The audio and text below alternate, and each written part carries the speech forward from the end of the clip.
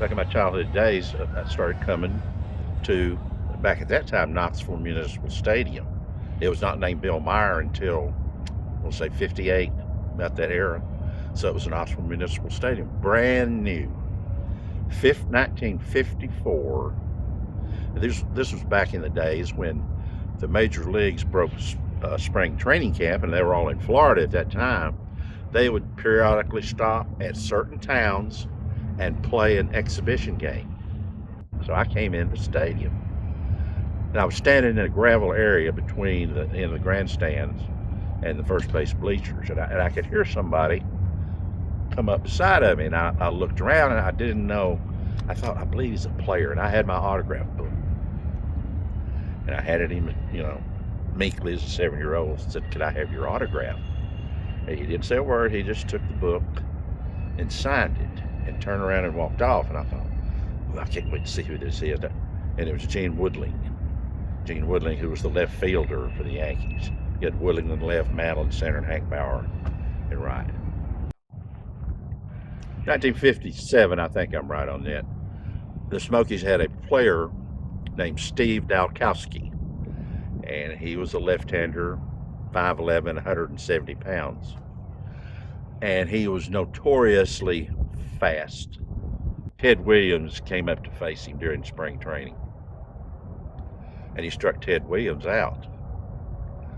And Ted Williams goes back to the dugout, and he passes the on-deck hitter. But he looked at the on-deck hitter and shook his head and said, "Fastest I've ever seen. I don't want to ever face him again."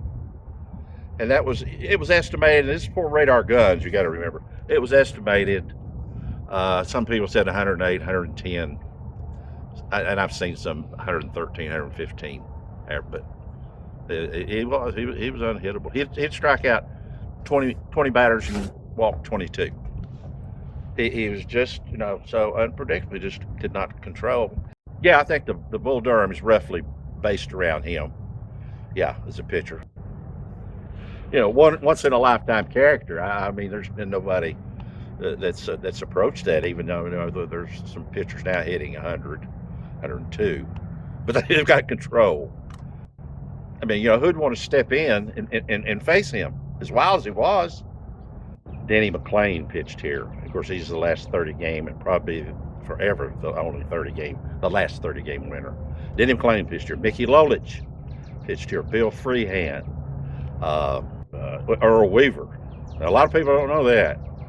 Earl Weaver in 54, 55 was the player coach. There was a guy by the name of Muscle Shoals that played for the Smokies, I want to say late 50s.